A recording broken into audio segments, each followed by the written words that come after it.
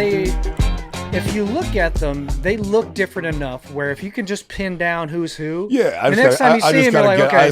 I associate one trait with each one of those guys. Like one of them is getting really thick. I want to get on this show, but I don't think Mike has enough fucking cameras in the studio. All the time? Fuck that. You should look that in 3 episodes. I did theirs, and Jeff Zenicek used to film it. He did 2 camera shoots, but there was 2 people on each camera. I mean, it's a lot. It's a lot of people. You should have 3 episodes of Verzies, but have the same Verzie pretending to be the other 2. Oh, yeah. Well, I feel like I've asked them that before if they've done the old switcheroo, and they definitely have. Yeah, I was talking to him the other day. And that must be weird, like, as you get older, right? Like, what if you, like, switch and you want to bang each other's wives? Something fucking weird. You know, get crazy with it. You know what's funny? Like, so the Morris twins in the NBA, Markeith and Marcus. Yeah. Markeith, what a name. Markeith. Well, you know. Markeith? Markeith. How do you spell that? K-E? No, with an F. Keef, no, it's not a mispronunciation. I know, but like Keef with weed, Keef? Kief. I don't know if it's 2 Fs. That's how you spell Keef for No, it's weed? actually spelled with an F, not TH, and then they just can't talk. I know. But... no, they're identical twins, and they have identical tattoos. That's fucking weird. So that's stupid. All of their tattoos. That's so corny. That's so corny. That's like, you know, because sometimes twins dress alike, which is already fucking as gay as AIDS. To use an old '80s reference. Gay as AIDS. You can still use that today. I might get pulled out from YouTube for that one. I'm gonna bleep myself later. You just gotta bleep that one out. You know, but dude, no. But like dressing alike is bad. Getting identical tattoos, like, I mean, what's next? They're both gonna fuck the same girl at the same time. Why? You know, like how about they just dock and get it over with? How about they just fuck each other in the butt? You know, like. Why do you want to be so much like your brother? But they have to make sure they have the same size dicks too. You know, can you just? It is weird though that like. What if they didn't? What if they didn't? How large they might not. Yeah, I know. Yeah. Well, it's like twins. You know, like the movie Twins. Yeah. They both. They look the same though, but just one of them has a really micro penis. One of them has a micro penis. The other one has a giant hog. Yeah, I know. It's like that's okay. That's you got all the dick gene. That's how we can tell you apart. All right, drop your pants. I wonder if that's you'd kill your brother eventually. Yeah, exactly. Small dick could kill big dick. Like you'd have to. Oh yeah. That would definitely play mind games on you. I wonder like if it's ever happened because you know there are hermaphrodites out there and there are like you know fraternal twins where one's a boy, one's a girl. Were there ever identical twins, but one of them was born with a vagina and the other one was born with a penis, right? Because I mean it's 2026. This about to be. This shit's got to go down somewhere. I don't think I've ever heard of that. Yeah, well, I actually heard recently, and I've read it was possible, but there's an article about a woman who had sex with a pair of like 2 friends within like the same 12-hour span, and it's possible that that a female can drop 2 embryos or 2 eggs and that can get fertilized by the 2 different semen, with 2 different specimens. So this woman now is pregnant with twins. Each one of those kids has a different father. Yeah, one of them's black. Yeah, really? Yeah, I guess. I bet. You're just assuming? Yeah. Well, that's how do you tell them apart? One's black, right? Well, no, they just know this. Like, and this woman like had 2 different kids. Like, I guess you would have to. You wouldn't test it. Good point. Like we have DNA evidence. Wait a second. Hold on. Let me back it up. Yeah, you wouldn't if they both came out looking because babies look kind of the same when they're all born, unless one is obviously Asian and one's not, or one's black and one's not. Exactly. But they wouldn't do a DNA test at birth. They would just assume it's one of those guys. Well, exactly. But if you did, well, here's the thing: if you did know, there's like now we have DNA evidence that you're a whore. Yeah. Yeah. It's indisputable. I have the page right here. Yeah, it's not only who's the guy right now who has like 4 girls pregnant at once? Antonio Brown, doesn't he have 4 chicks pregnant at once? Dude, that's like any NFL player. Like, what do you? It's anyone who's playing right now. It's Sunday afternoon. I mean, there used to be this. There was this Netflix documentary called Broke, where they just chronicle professional athletes and how they're broke. I'm like, well, now it's just you're broke because you have to pay so much child support. And all the alimonies and baby mamas and all that shit. I mean, like, but the money's so big now. Actually, we're in, right, Mikey? Of course we are. Mike's taking a shit. Mike started the cameras, went to go take a shit. All right, guys, welcome back. Welcome back to the Ready, Set, Blow podcast. Obviously, rate, review, subscribe, all this shit. You know what you're supposed to do. Follow me at Randy Vito. Follow the podcast at Ready, Set, Blow. We got David Hahn back talking shit already. I've made, 4 racist comments? It's been 3.5 minutes. I need to catch up at this point. It's not really racist. Like I said, it's racial. I like playing with it. It's funny stuff. Just goofing around. But I actually did have a thought over here. You know, because they have that show that's like a huge hit. That podcast, Are You Garbage? I've never heard of it. Really? Well, there's two comics from New York. It's a big podcast. Okay. Guys blew up. You know, it's like it's probably the biggest podcast run out of New York right now. There's two guys. I'm forgetting their names right now. Just drawing a blank. Two comedians. And they have a show, Are You Garbage? And the premise is like they ask their guests random questions. Have you ever gone to see Christmas lights, but didn't put them on your own house? So that means you're garbage. You know, like I'm about to go do that later today. Yeah, exactly. That's what poor people do. Well, I mean, I'm white or trash. Or lazy. I'm white trash. Yeah. I grew up in Kansas, so yeah. Go look at other rich people's lights. Yeah. Go to the nice neighborhood and see what they got going on. I don't want that electric bill or the hassle. It's like, dude, unfurling. They're deporting all the people who can put lights on my house. For any reasonable price. For any reasonable price. It is becoming a problem. My pupusa lady's gone. Yeah. I don't think they got her. I think she was a clever gal. I think she saw the writing on the wall and she went underground. But I was thinking to myself, Are You Garbage? I was like, I should just do a segment on this show. Is this racist? And if you have me on a show, the answer is always yes. I had a thought the other day. Is this racist? Was this a racist thought? Yes. Because I don't think sometimes it's not like it's just your reaction. Like the classic one is you see an old white guy with a mustache looking like Sully Sullenberger getting out of the cockpit. Are you excited? Yes. Is that racist? I don't know, right? I mean, like you want a seasoned pilot, right? You want someone with gray hair who's been flying for 30 years to be the one in the cockpit flying your commercial flight, right? But is that a racist thought? Like, I should be happy anybody's coming. White people don't season their meat, but they season their pilots. Yeah. Was that racist? Dude, that was accurate. That was accurate. You can be accurate and racist at the same time. Yeah, that is true. It's called being a habitual noticer. Just hypervigilance. That's a technical term. Yeah. I want to talk about something real quick. All right. I'm trying to get me buy... off this racist kick. Mike's gonna fucking walk back out of the room. No, it's about to be racist. There's been a few times Mike's walked out of the room already. It's about to be racist. I'm trying to buy another car. Okay. Right? Because why not? And why not? I've been spending a lot of time on Facebook Marketplace. Yeah. Well, you're a car guy. You like to trade them in and out. You do your own work on them too, right? Yeah, you seem like you're a handy guy. So I'm trying. Which is funny because I feel like people wouldn't think an Asian guy is handy. Like my racist zinger will be: you want to buy an Asian car from a Mexican man. That's the thing. Yeah. I don't, because Facebook Marketplace has taught me that Mexicans love salvage title cars and they will bury the lead. Oh, of course they will. Tell you that they'll put salvage like right at the end, and then they'll say runs excellent. I'm like, first off, it's excellently. Okay, it's not runs excellent. Yeah. All right. You might piss excellence, but you cannot run excellent. Listen, English is their second language. Or third. Dave. I don't know. Yeah, exactly. I think I complain about the price more than their English. And how about you fucking clean your car? Oh, they say the dirty car? Oh, dude, it's dirty. They didn't wash it. Like, get your hairy knee. You're running into the wrong Mexican crew. Mexican guys, look, Mexicans obviously are handy people. They're handy people. No, they're very handy. It's just like they work. But you would think the marketing aspect, like if you went through all the trouble of taking a salvage car and repairing it, you would think you'd buff that fucker before you sell it to get an like no one sells their house without mowing their lawn first. Right? Like you want it to look good. Right, you put on your nicest outfit when you go on a first date. Well, why the fuck would you show up? You're there to buy the car, and there's just shit all over. Well, I can also see the difference in panel gaps from 10 feet away. Okay, the coloration. Yeah, one's just primer. Hey, dude, get your hairy knee out of the photo. Maybe take the baby seat out of the back. You got 4 of them back there. It only fits 2. Okay, dude, that's speaking of baby seats. There's a news story I heard about a few months ago that I didn't believe. Apparently in California, you have to keep booster seats in cars until like kids are 16 or 15. I'm sure you know the rule. They're of a certain, I'm sure you've heard this. You follow California politics. The specific rule is like if they're of a certain height, if they don't reach a certain height and weight, you have to put them in a booster seat up until a certain age. So potentially your 14-year-old is in a fucking booster seat, which is a bit demoralizing if you're a 14-year-old boy. Well, that's what I'm saying. I mean, it's kind of enough's enough. Like they really I'm assuming that little twerp is getting bullied at school. Last thing you want is have him get in the booster seat at the end of the day.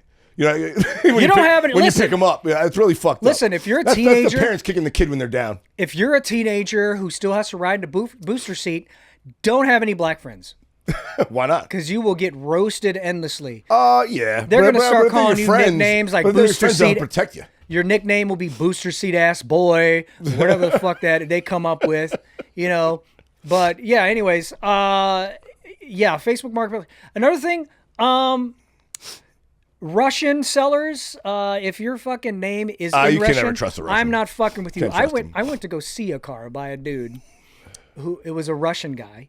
It was I'm looking to buy like an old, like a 20-year-old Mercedes. And so I go Diesel, and, I hope. No, it's just like a 2003 CLK V8. Okay. Right? Yeah. Those things are pretty indestructible for the most part. And so I should have known that the price was too good to be true. It was like it had 40,000 miles and was like it's got a body in the trunk. Dude wanted like $7,000. Yeah. And so I was like, okay. He's telling he's got like surgeon's gloves on, telling you touch the doorknob. Touch that doorknob real quick. So he wants, so I was like, hey man. Up.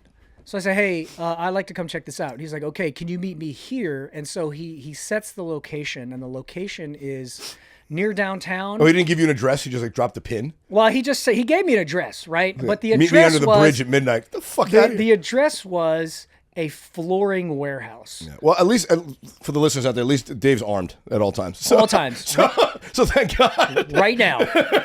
Yeah, you're allowed to bring a gun in the studio, right, Mike? Right now. Is sure? You sure? Just don't pull it out. Just shoot me first. Oh, we have to talk about shootings. That's a big news story. And so I get there, and you know, it's the car. Whoever took the photos for this car deserves an award. Oh, it was like a real estate agent really lit it up well. Well, real estate agents are great at taking. Well, they are. They ran into great. an AI. Like, look, make this pretty. Real estate agents are great at using photos from 10 years ago. Okay. But this particular car I got there. So are actors and actresses. He didn't fucking wash it. The inside looked terrible. It smelled like cigarettes. Like one of the rear taillights was busted out, and in the photos it wasn't. And then he tried to tell me, I was like, oh, it's parked over there. Someone hit it. And I was like, all right, bro. Oh yeah, on your way here, someone hit it. On your way here. Yeah, and he got on the phone. He got on a FaceTime call with another dude, and they started speaking Russian. And I'm like, this is not. Yeah, the setup's going down. Yeah, the setup's going. I was like, I need to check all the VIN tags of all the panels because make sure they match. This might be 3 cars.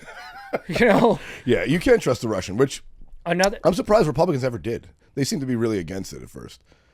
Yeah, I just don't. You know, I thought you guys were, you know, nativists.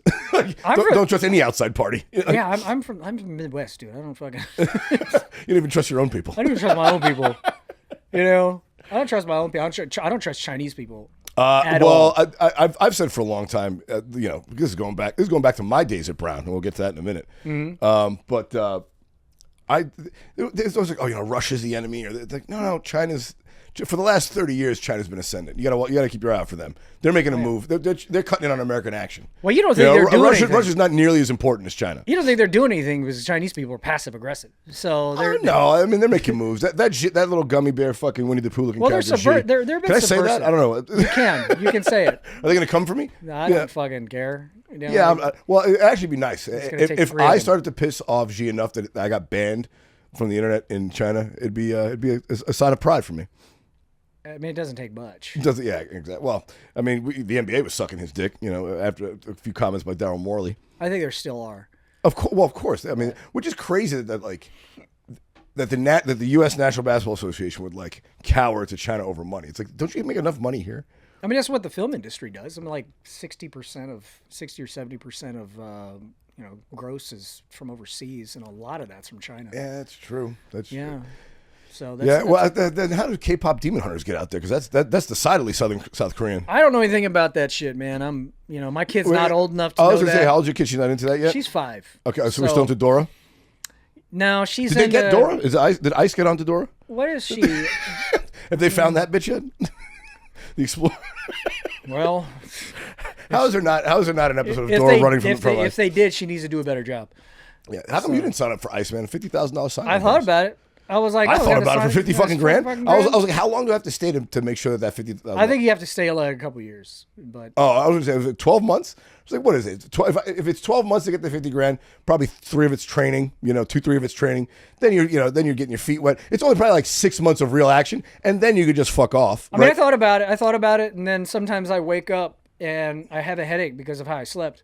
And so maybe I'm just not cut out for the physicality of running down people. Of running down people. I'm one of the people like, how could you do that? I'd be the worst ICE agent ever. You know, I'd be the guy like, you know, like putting the police tape after there was like an incident. You know, I'd be like the substitute teacher of ICE agents. I mean, you know, I'd be the guy like checking you in the morning, like just that's it. Yeah, you're the traffic cop of ICE agents. I'd be in the motor pool filling up trucks.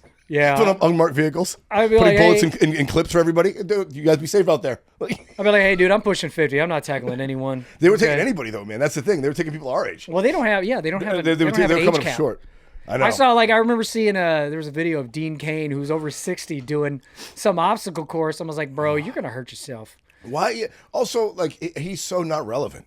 Like that's one that I think is still sticks in the craw of Republicans. But they're making moves now. They're moving up in the world. They're getting better celebrities in their camp. Well, they're getting some celebrities. Some celebrities in their camp. You know? 'Cause they had. I mean, Dean Cain was like a super famous celebrity in the Republican world. And I was like, Dean Cain hasn't been on TV in 25 years. Like that Superman show ended how long ago? I mean, like I don't even. Must have been 2002 remember. When that shit went off. I want to say I remember it in the 90s. And before that, I don't know what the fuck he did. You know, it's like James Woods. I mean, you know. Yeah. The last time I saw him was in Casino. He played that college, was at 1997. He played college football. Dean Cain did. Oh yeah, what did he play? He was a DB. I think he still holds. Oh, it must have been a while ago. So yeah. Last time I had a white DB, him and Jason Sehorn. There's like 3 of them now in the NFL. There's white cornerbacks. Cornerbacks. There's white cornerbacks in the NFL right now. No way. Yeah, there's white. I mean, is this racist? They start. My shock is this. I think the Philadelphia Eagles have 2 white DBs. Yeah, but safety. There's always been white safeties. Yeah, but they have a corner. They have a corner and a safety. I think right now. Okay. Yeah, I mean, John Lynch has been around. You know, there's been guys around. Yeah. But you know, you're not keeping up with Randy Moss. You know, no one was. Not a lot of white guys keeping up with him. Black guys couldn't keep up with there's a thought. Is that racist? You know, Cooper DeJean, Riley Moss, and Ethan Bonner are all white guys. White guys. Corners. Wow. Are they on the same team? Are they on the same team? Yeah. It's like, Bill Belichick. What's it say about that owner? I was like, you know what? He had all white receivers at one point. I was going to say, because I think he figured out that white receivers were undervalued and that you could get them. You can get them cheap. Get them cheap. And just destroy their brains with concussion. Yeah. I mean, fucking Wes Welker, Julian Edelman, all these guys took major head trauma. Yeah. Up to the end. Dude, I wouldn't be surprised if he did that with DB somehow. Yeah, well, I mean, that's the thing. There was a period where there was no white running backs, and then they came back, and then now you got Christian McCaffrey. There was the white running back. It's 2 of them, but John Riggins was the last Mike guy. Allstott, but he was kind of a fullback. Mike Allstott, the last white running back who led the league in touchdowns before McCaffrey, I believe, was John Riggins. Oh my God, that's the fucking '80s Redskins, right? Yeah. I mean, he did that shit at like 34. He had a season where he rushed well over 1,000 yards at 34. Allstott was a fullback, but he had a 1,000-yard season. Peyton Hillis had a moment. He had a season where he ran for something like 1,600 yards. But he split time though. Well, he had a 1,600-yard season, I believe, or pretty close to it. Got on the cover of Madden. And just disappeared. Oh yeah, that's the curse, you know. He disappeared. That's the curse. But is that racist? I think that's positive racism. It's not. I'm assuming that the best cornerbacks are black. That's a good thing. Well, I think. Well, right? Clay Travis talked about this. He talked to somebody who was a statistician, and he said the chances of there being up to the point like only one starting white cornerback in the NFL up through however many decades, it was like 1 in hundreds of millions chance. I mean, it's just not, it's not a position that it has to be, it has got to, it's not, Well, I mean, you could say the same about like Samoan wide receivers, because usually they're offensive linemen, like Puka Nacua, being Pacific Islander at the receiver position is rare. But they play a lot of NFL positions. A lot of them are linebackers and linemen, both offensive and defensive. But rarely do you see a receiver. So is that racist? I mean, Puka Nacua is what? Because Pacific Islanders tend to be, fucking huge offensive lineman style players. Puka Nacua is what? 6'1", 200? Yeah, he's like a normal 6'1", 200. Yeah, normally for Pacific Islanders, that's just the women. Yeah, exactly. Yeah. So like they're big people. Yeah, you get a lot more Haloti Ngata males than you do Puka Nacua males. Yeah, not a wide receiver. Yeah, he was 6'5", 340 pounds, and he played nose tackle for the Baltimore Ravens for 10 years. Yeah, there's a reason. It's like I don't want to see an all-white NFL. We tried that, and it's fucking boring. Oh my god, yeah, that Scooby-Doo NFL that fucking with leather helmets. Yeah, the wishbone formation. It looks so. When you go back and watch old all-white sports, like how is this ever entertainment? Hey, listen, when I was in high school in Kansas, all-white football teams. That shit was fucking boring. No one threw the ball. No one fucking threw the ball. It was like 60 rush attempts a game. Our quarterback was 5'7". Every time he threw the ball, you were like, please don't throw a pick. You know? Like one year, so I went to a high school called Northern Heights, and it's in Allen, Kansas. It's in the middle of a fucking cow pasture, and we had half a black guy. I was darker than him. Half a black guy. I was darker than him. Which means you had one Mexican. We did have one Mexican, I think. Yeah, it was you. They thought it was you. They thought it was you. I was the Mexican. But finally, it was funny is finally we got the half black guy to play football one year. And all state immediately. Well, and he was the kick returner, the punt returner, and he just fucking killed. But our quarterback was 5'7". Yeah. So couldn't fucking get the ball to him. Well, why didn't they make him the quarterback and just have him run the Michael Vick offense and just take off every time? I don't fucking know. Bad dude. coaching, white coach. I think about it was a high school of 240 kids. Yeah, you're really struggling. You're really scraping the bottom of the barrel. Yeah. Yeah, you guys let women play just because you needed them. It wasn't a trans athlete issue. It wasn't a women's rights issue. It's just we need 22 players on this team. We need 3 more women on here. But I just watched, like I said, I watched a lot of these like rural Kansas high school football, and it was just white dudes, and it was just handoff every time. Yeah. So no, I don't want an all white NFL. Yeah, I think that's one of the real places in the world that's like in just global society where meritocracy is truly reflected in sports. I mean, like LeBron's son can make the team. He's not gonna get any fucking. He's gonna be the 12th man. Not getting any playing time. You know, like that's about as much nepotism or as much favor as you're gonna get. If he wasn't LeBron's son, only the best players get to play the most minutes. They don't put fucking crumbs on the field. Well, it is. Look, you know, professional sports just does that. Bronny is on the team because of LeBron. Yeah, but he's not getting minutes. Like that's the thing. Like the sports really does. Like the reason why any player is on the field is because they're putting the team in the best position to win. I mean, right? if the professional sport just does that. Like the capitalist nature, the cutthroatness, the Darwinianness, and the will to win just demands that. No one's gonna do any fucking. You know, Barron Trump is not gonna play if Donald Trump buys the Knicks. Like no matter what Barron Trump wants, even though he's tall enough, like they're not gonna play him because they want to win games. You know, like that. But now we see Jake Paul boxing. It only has to get so weird. Yeah, he's self-promoting himself though. He's promoting himself, and you know he's a legit fighter, but he also, you know what's funny is like he's a great promotion guy. Jake Paul is sort of, he's like the pro wrestler of professional boxing. Yeah, you know, he's like he picks and chooses. Does his brother do the pro wrestling? I thought it was Yeah. You know, it's just like, but he's a legit fighter. Opponents. Yeah, I wouldn't want to fucking fight him. No, but he's perpetually picks opponents that are better than the last one, that draw more eyeballs to his great promotions. Yeah, but that he knows he's likely to be favored. Right? I mean, like this guy's fighting now is an actual boxer, Anthony right? Johnson actually fight. That's what I'm saying. This guy's an actual boxer. That's insane. So this is probably his first real, fight in terms of, like if he is trained to be a legitimate boxer. And he does look like he's moving, like he's making moves and improving, right? But this is his first real fight. The other ones were exhibition fights that sort of padded his record that let him get to this point. Like most other boxers would have fought, in Golden Gloves and amateur tournaments to get to where they are. He fought these other tin cans to get to where he is. But now he's going to fight a real fighter. Let's see if he's improved enough to keep himself ahead on that. So who's he fighting next? Anthony Joshua. Oh, he's going to get his ass kicked if it were a fair fight. Well, what do you think? They changed the rules? Anthony Joshua's got only punches left. Like carry him for 6 rounds, and then you can try and. We know the Tyson fight was fixed. Oh yeah. I mean, you even a 60-year-old Tyson. You watch Tyson move in that fight. You could tell that there was something going on there. Like he was holding back his own reflexes. Well, there's also if he uncorked one, like as old as you are, I mean, I've seen my grandfather was 90.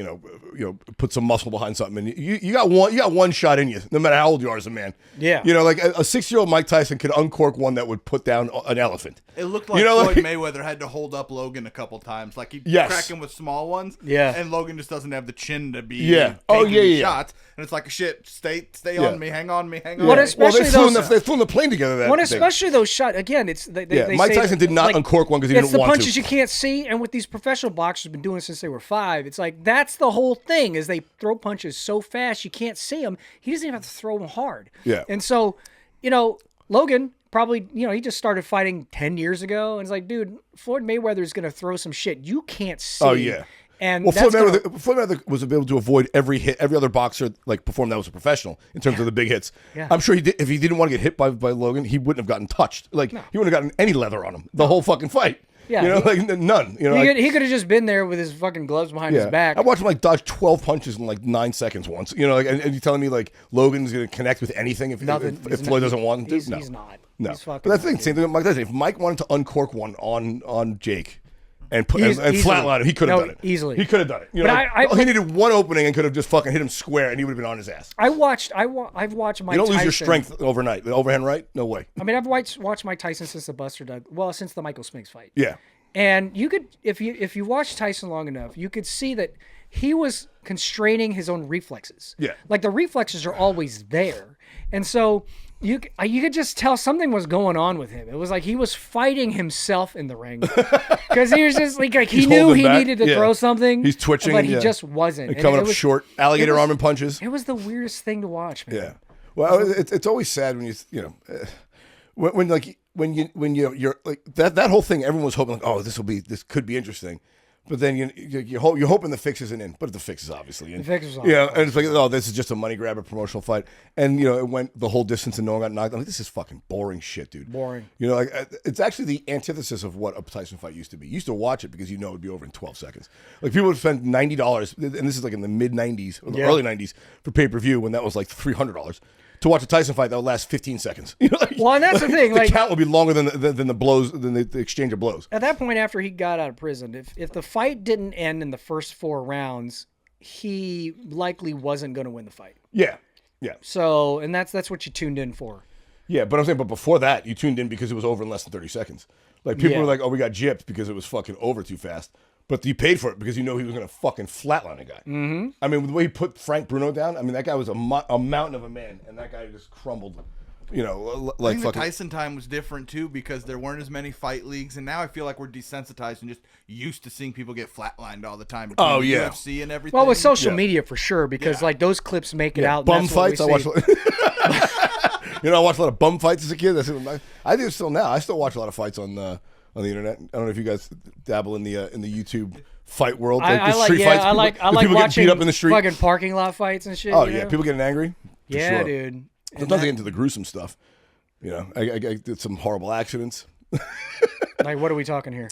Like people getting dragged under a train, kind of. Oh, like Faces of Death. You ever seen that? I mean, it's yes. Oh my god, not that graphic. Because they can't show it on the internet like that. You got to go to the gore sites for that. Like Pornhub. Pornhub.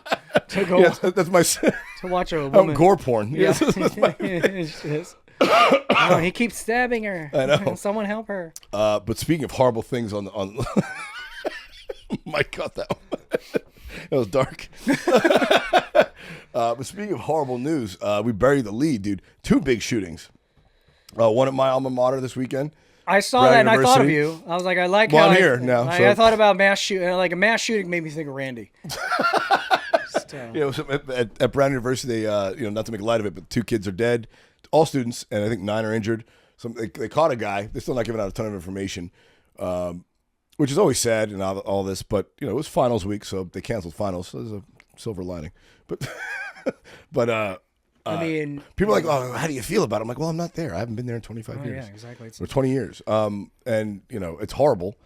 But I stopped giving money to Brown 15 years ago when I realized I wasn't having kids. So I mean, it's horrible for the kids there. I don't want anything from them. I feel for them. It sucks. But the more interesting one, I think, I don't know if you guys saw this in Australia. I saw clips. That was a real mass shooting. A couple 3 guys went on a fucking rampage, killed 16, I think, so far. Yeah. And rising. Yeah. But I don't know if you saw the video. The one there's a guy who disarmed. Who disarmed one of them. Mm-hmm. Fucking talk about a hero. Yeah, dude. He's like the exact opposite of the Uvalde cops. He ran in without a gun, and disarmed a guy. It just goes to show. And an Arab, Ahmed, I think his name was. Shout out Ahmed the comic, but a different Ahmed. I think that was his name. I swear to God, look it up. Like, yeah. Maybe he was a co-conspirator and it was like, I gotta stop this so I don't. The driver? Yeah. He's like, he was an Uber driver? I didn't know this shit. What are you talking about? I'm not involved. I stopped him. You know? I was an Uber driver. They told me it was the first stop. I got a second stop. I was just waiting. I didn't know. Like, I'm not involved in this. Did you see I disarmed him? Yeah. 43-year-old Ahmed Al-Ahmed. Yep. Ahmed Al-Ahmed. Shout out Ahmed Al-Ahmed. Hero. Can we get some more creativity in these names? Yeah. It's just, Yeah. Who's the guy? That's like the guy who shot fucking RFK's father, Sirhan. Sirhan. I'm like, come on, bro. Yeah, imagine your name was Dave. Dave. Dude's using the longest gun I've ever seen in my life. Oh yeah, that long shotgun. Did he shoot him with his own gun? No, and this is part of the problem. This is one thing I wanted to mention about that.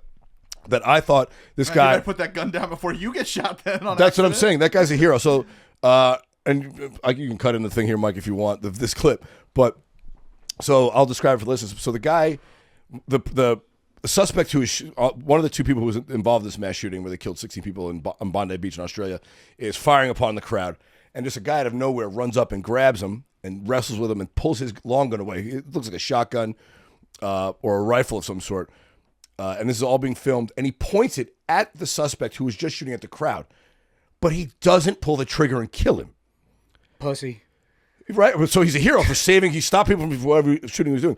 But after that, this guy ran on back to his co-conspirator, the other shooter, grabbed another gun, and they were both firing at the police and the crowd until they were both shot. One of them died, the other one lived, and he's in custody. But the guy's a hero for stopping him. But the fact that he didn't pull the trigger, like if I was in that scenario, I would be worried that the guy I just wrestled a gun from has a handgun in his waist, so I have to kill him immediately. To show that kind of restraint in that situation, I don't know if it's dumb or like very higher minded of him to sort of be, more magnanimous than the guy who he was wrestling the gun from. But I mean, if I'm in that situation, that guy's head's gonna be in pieces. I mean, yeah. Why let him get away? I mean, it's not even that. It's like you can hold him there. Yeah. Well, exactly. He hold him, just shoot him, and whatever. Hold him there, and don't let him run away. He ran away and got another gun from his accomplice and kept shooting at the crowd. I think the guy did get shot. Like Ahmed Al-Ahmed, I think he did get shot in the hand or something. Oh, really? Yeah. Oh, then I definitely would have pulled the trigger. Oh, fuck. He got shot twice. Oh, really? During that exchange? Yeah. Wow. Yeah, then you got to kill the guy. I mean... he's an accomplice. He was in on it. Dave's starting the rumor early. Dave's getting ahead of Candace Owens on this one. I'm getting ahead of Candace Owens on this. He's an agent for the Israeli state. Yes. It's Mossad. Yeah. Ahmed Al-Ahmed is a very, very underground double agent for Mossad. Ahmed Al-Ahmed sounds like a Jew. Dave's starting a deep conspiracy theory here. Next thing you know, Nick Fuentes is going to pick this up. This is like I was like, yeah, didn't you know that Islam is a Jewish A Jewish conspiracy. It's a Jewish conspiracy. Islam is a Jewish conspiracy. It's a fucking Jewish psyop. Don't you know that jihad is a Jewish conspiracy? Jihad is a Jewish psyop. We're definitely getting thrown off YouTube. Netanyahu is behind all of this. I'm gonna have to cut all this out of the YouTube feed. All right, did you see my 12-minute episode on the Ready Simple podcast? It was one question didn't get answered. Is this racist? And that was the end of the podcast. Is this racist? Is this racist? He started talking about Chinese people. The only thing that didn't get flagged. No, but 16 people. What's crazy is how did they get the guns in Australia? Because they really removed them out there. I mean, didn't they like really recalled them? They recalled them, and the thing is, like, law-abiding idiots would be like, "Here's my gun, Mike." You can always smuggle a gun in now too, you can. And you could 3D print them. I mean, that's how this guy Luigi Mangione whacked out the United Healthcare CEO, right? Well, the one in Japan where the guy just made a fucking shotgun. And killed the fucking Japanese prime minister, whoever the fuck it was. Went up, shot him, and then gave himself up, which is very Japanese. Yeah, very Japanese. By the way, there was another "is it racist" thought I had. It's my favorite part of the show. Favorite part of the show. And I'm not belittling what happened to Brown. I went there; it's horrible. But it made me think, like, every time I hear about a mass shooting, in my head, I'm like, all right, who was likely to have done this? You know, and the first mass shooting that I heard of at a college campus was a Virginia Tech one, which was huge, right? Yes, it was the most deadly mass shooting in American history. Yep. And I heard that, and it was like, the guy, he only had a handgun. And my first thought, I don't want to offend you, Dave, but I was like, that efficient has to be an Asian shooter. He was 22 for 22 or something like that. I mean, I don't know. He didn't miss. He didn't have an assault rifle. Let's I was like, that kind of efficiency, it's likely not an American. It's got to be Asian efficiency. Is that racist? No. Let's be very specific. Yeah. He was Korean. Okay. And that's why he was so efficient. Okay. Okay. The Filipinos are kind of the Puerto Rico of Asia. Like Chinamen wouldn't be that good at shooting. Okay. I don't have that kind of efficiency. No, the Japs, no. Well, they had a moment. The Japanese. Got to be again Korean number one. It's fine. Korean number one. Korea number one. Was he Korean? Yes. What was his? What was his reasoning for that? Did he just snap? Too much calculus? Like what happened? I mean, I don't know, man. They always try to find the motive too, which is a funny thing. It's like a lot of times there is no motive. You know, people are just fucking crazy. You know, can we just blame the Tiger Mom? I don't. Yeah, no shit. Like his mom drove him to. His mom drove to a nervous breakdown. Or his dad, I don't know. His dad was around. Yeah, well, maybe. I don't know. The South Koreans don't rock like that. I don't know. I don't know, man. I don't know very much about South Korean culture. So. Yeah, I mean, it's always like, we don't know a motive. It's like, well, you know, at some level, it doesn't really matter now, does it? Doesn't matter. It's not going to bring anybody back. And also, if you know his motive, it doesn't seem like you're going to stop any motive. You know, like, also, they're not cutting down the number of mass shootings or mass casualty events. So knowing the motive, like, if you want to know the motive, it means you're going to use that to try and, stop people with that kind of motive from doing it again. And it never stops. So, like, why bother knowing the motive? And also, how many instances have we discovered that whatever mass shooter was already on the FBI watch list or some sort? Yeah. Like, they knew, like law enforcement. Somebody said they should take away their guns. Yeah, law enforcement already knew it. Like the Pulse nightclub shooter. Or he got rejected from buying a gun at a location and he just went somewhere else to buy a gun. The San Bernardino shooter, the law enforcement. Yeah, he just drove into a crowd of people. Yeah. Yeah, and then the Pulse nightclub shooter, same thing. Like all of these people were on the radar of the feds. Yeah. And they couldn't really do anything. I mean, I don't know why you don't just continue to monitor somebody, but Yeah, that is pretty wild. I mean, like, it's crazy that they're able to track that much. Well, they'll track them and they'll know, but then they do nothing about it. The hard part is the tracking. Well, hard part is the knowing that there might be something wrong with this person. Well, and again, it's like, okay, I understand maybe why you can't do something, but how about you keep eyes on the guy? That's what I'm saying. Like, if they're already tracked, that's my point. Yeah. They did the hard part. They found you. Like, why don't they just keep an eye on you? Like, the hard part is finding out if you're potentially going to do something. Yeah. You know, like, the hard part isn't finding you after you've done it. Clearly, every time they find them after that. It's like, oh, this guy might do something. Well, keep an eye on him. It's like, they just can't keep an eye on you. Like, we know he's going to do something, but we don't have time. It's like, well, why don't you stop doing the other things to focus on this guy who might be, or this gal, which is rare, but, women, if you want to crack the glass ceiling. They're all feds. Is that what everybody's a fed. Right? No, this is a psyop. This is a false flag. Yeah, how do you feel about that? Because there seems to be, you're, like, as I've always mentioned, you're an old school conservative guy. And there seems to be a lot of I'm a 92 conservative. Yeah, as I'm a 92, I'm a Clinton. I'm not like a wingtip. I'm a Clinton conservative, which makes me a Nazi. I'm not a wingtip country club, Republican. We're both. We came of age in the same era. Like we were, probably the first mock trial or mock election you had was like I did was the Ross Perot years. Like fucking in school. When Republicans and Democrats and Independents were all pretty fucking normal. Like it was pretty. They all like there was like very little. There might have been policy differences, but they weren't like completely out of the spectrum, weird with each other. Like, they had shared values. Really that's what I'm saying. Like a guy from Arkansas, Clinton and Bush Senior, from Maine, they weren't that different. And Ross Perot from Texas, they were all kind of just normal people. I mean, if you listen to Biden or Clinton during even that the 80s and 90s, it's like they sound like a lot like Trump today, especially on immigration. That topic was one that went nuts. Yeah, especially on immigration. And nuts. So but then you could pick a left-leaning topic like abortion, safe, legal, and rare.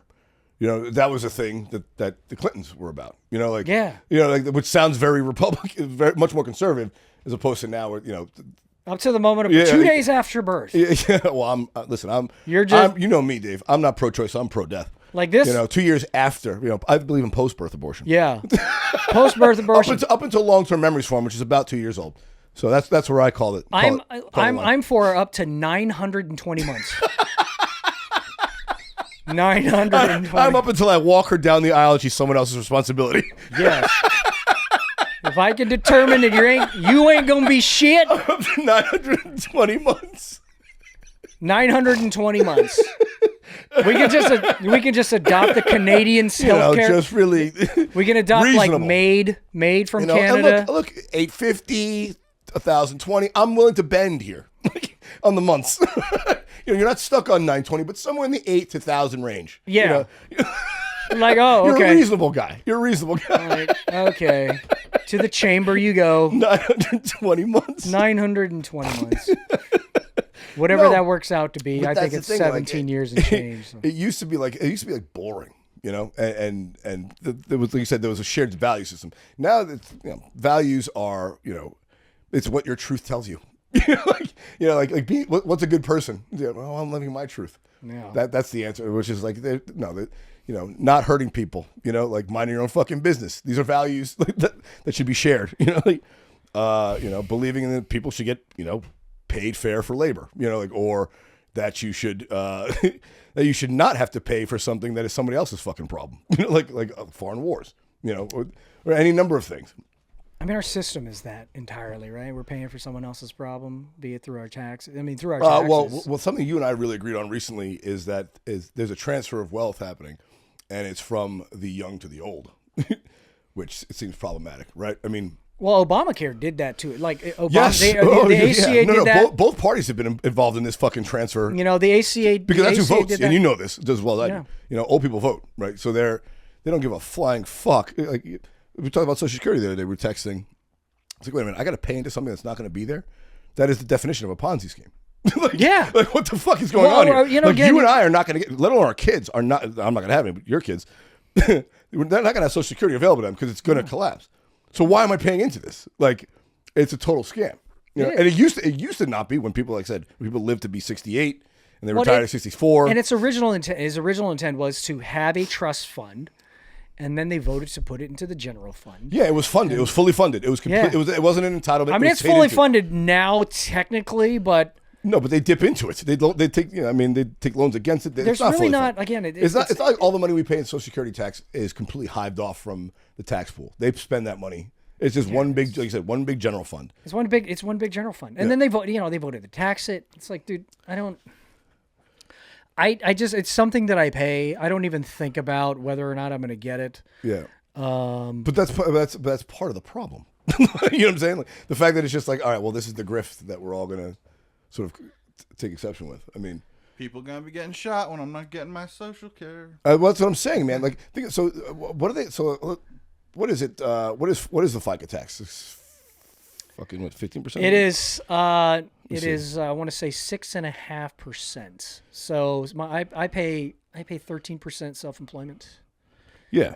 Oh yeah. So it's 13, and your employer pays half. You're employed for self-employment. Yeah. So yeah, if you're 13%. So basically, the government gets, if you're making $100,000 a year, let's say, the government's getting $6,500 from you and $6,500 from your employer. If you're self-employed, they're getting $13,000 from you every year to put in Social Security. Mm-hmm. Right.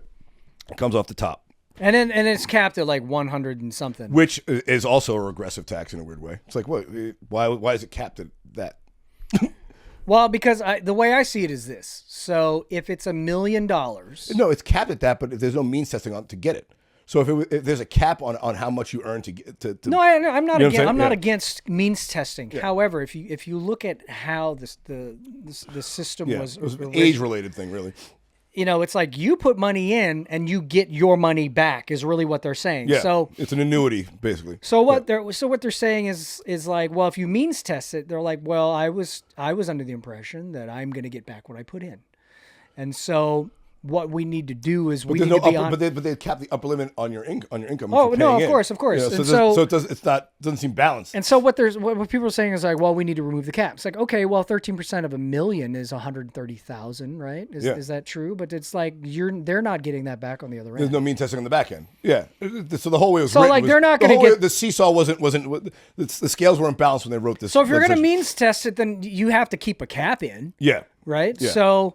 Again, I don't know what the solution is. Yeah, all I know is I'm preparing myself for it to not be there. Yeah, and this is my point, Dave. Is that if all of us, each one of us is making $100,000 a year, and we're paying in $13,000 a year, and we're expecting to get back $13,000 a year when we're retired, we know we're not going to. Yeah. So then how the fuck is that not fraud? Right? How is that not robbery? Like it's not you and I both know it's not going to be there. It is, like, and it's also you're losing money. Yeah. you're losing money. Conversely, if I can put inflation. Exactly, losing inflation. So conversely, if I can put that $13,000 into a 401k through my employer and have that tax free, that will actually it will definitely accrue directly to me because it's my 401k account under my name and it's my money. Why is that not a solution that people can't get behind? You know, because you can't repeal a government program. Yeah, this is the problem. Well, the saying is there's nothing more permanent than a temporary government program. Yeah, the income tax was supposed to be a temporary measure, and income tax in general. You know, so here we are. But this is the problem. It's like, you know, it used to be like people identified that as the problem. Like there was like, I feel like, you know, back, you know, I mean, during the '92 campaign. The Clinton and Bush administrations were arguing over in their campaigns, you know, criminal justice reform, right? Biden, the Crime Act of '94 is a big deal, right? But they all agreed that was the problem. Yeah. Now no one agrees what the fucking problem is. You know, like we don't like. Dude, Donald Trump's talking about affordability is not an issue. It's like, come on, man, you ran on that last year. It's clearly an issue. Well, I don't think that's what he's saying. I think what he's saying is that they're demonstrably some prices are down, and then the things that aren't down are things that were never really down. No, see, but this is what I don't like is that people have to like interpret like he's Q himself. Like they have to interpret. Yeah. I don't think what he meant was. It's like, well, why didn't he say what he means? You know, like well, it's because he is who he is. That's who he is. It's impossible for the man to listen. If you watch The Apprentice from fucking turn a hoe into a housewife 20 years ago, he's exactly who that guy is. Of course, he can't say that. No, you know, just like we're you just have to interpret him like he's fucking Confucius. You know, he's like a reverse Confucius. He's Confucius from Queens. I take nothing he says seriously. Ever. I don't take anything he says seriously. This is what I say. Okay, what's the result of whatever it is he's doing? Okay, that's the only thing that matters to me. Yeah. That's really the only thing that matters to me for any politician. Yeah, no, I would agree with that. But that's why there's some things that are, and this is what bothers me about both parties right now. There are things that are completely internally contradictory to both of their agendas, right? Mm-hmm. Right? You know, Democrats, we support women, but you know, we want transgenders in their bathroom. It's like, all right, well, or their sports, really more importantly. We support women's rights, but go Hamas. It's like you fucking. How do you square that circle, right? It's like gays for Palestine. Gays for Palestine, yeah, queers for Palestine.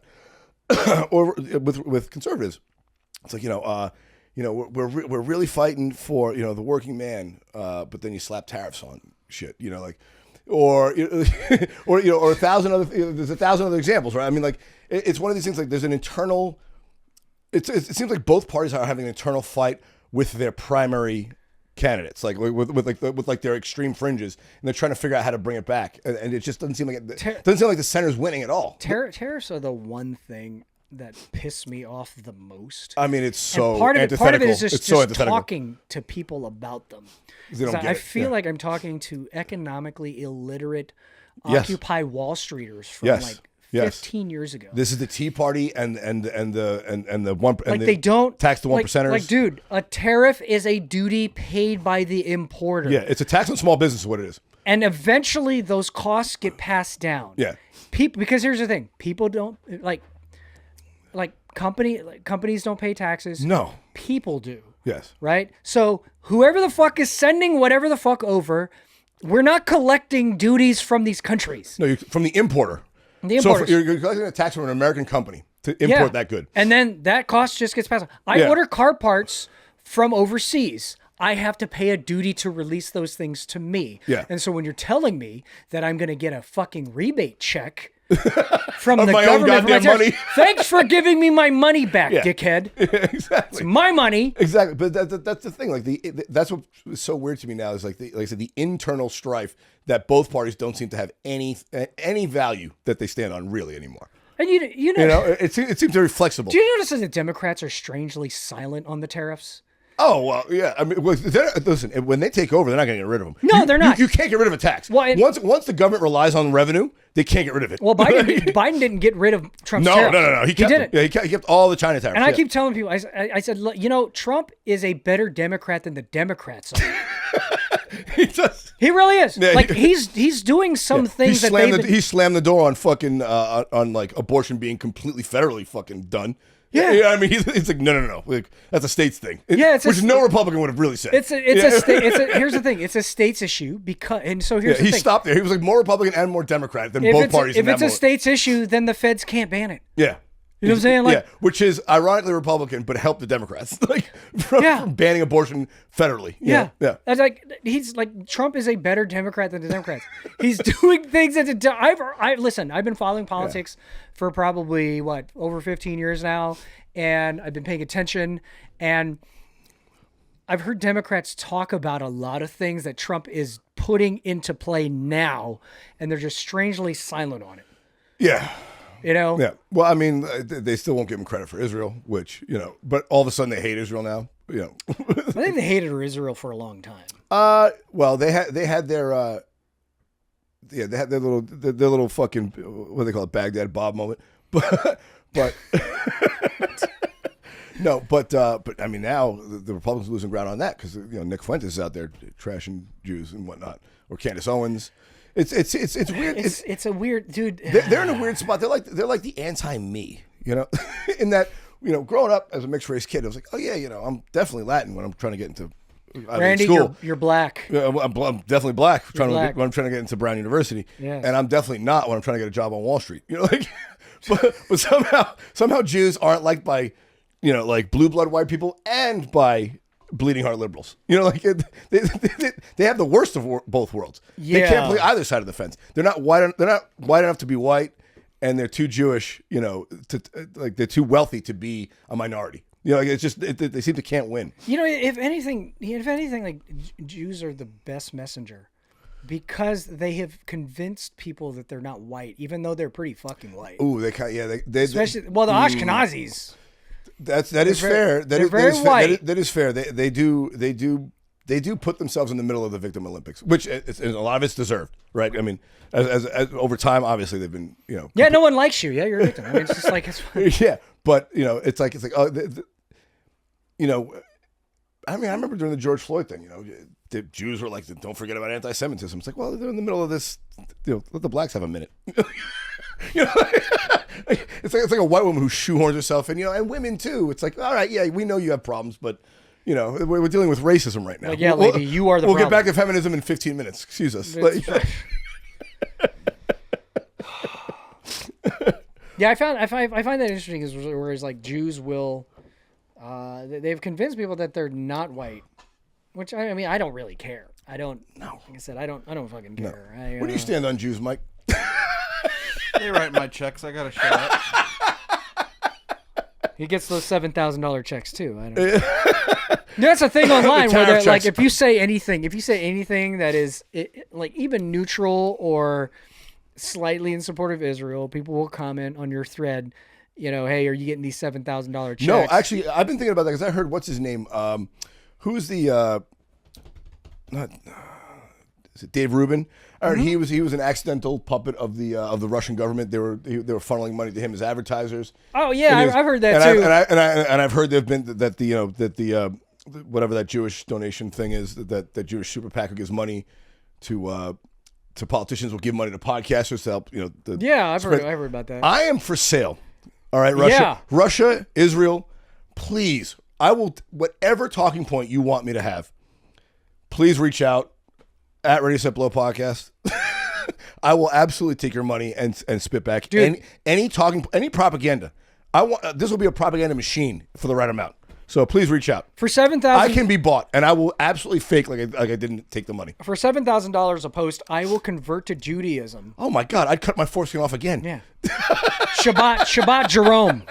Okay. I'd get double circumcised. Is that possible? You can circumcise my scalp. The second one's with the balls. How's that? Circumcise my balls. Circumcise my taint. Take the extra skin from my taint. Just get a ball. Is that a ball lift? At $7,000? At 43, it might be a ball lift. It might be helpful. Well, the second circumcision's at 50. It's a reconfirmation. I'm like, wait, Jews are paying $7,000 for something? Yeah, for what? Yeah, they're like, because it started off at 20. They're like $20,000 a post. Why do you need $15,000 a post? Here's $7,000 a post. Yeah, $1,500 a post is too much. Like, just whittle yourself down. What is it? The only people who don't pay their contractors more than Donald Trump are the Jews. No. He's going to stiff everyone building that East Wing. What contractors? What are you talking about? They don't remodel. Dude. Can you people are up in arms about that? The fucking East Wing? Who gives a flying fuck? It's privately funded. Yeah, well, that's one. I think that's worse than actually using public funds, because that's how graft comes in, right? But also, even if it was public, $300 million.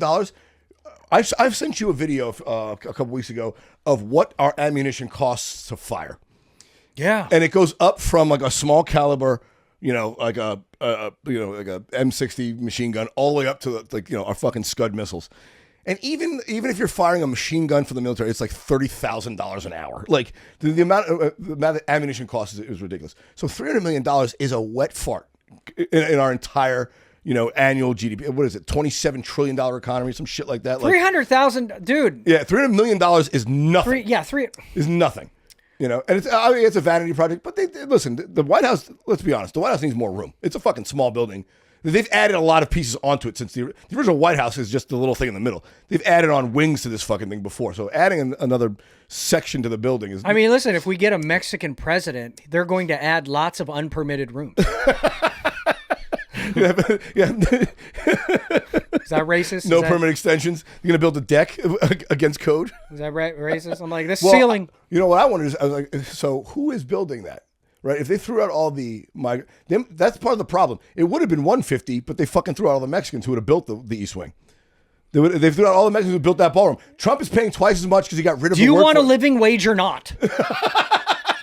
Okay, you can't just be like pay a living wage, both ways, yeah. But also, hey, this guy. This is the truth of it, Dave. Do you want your pizza to be $2 a slice or $5?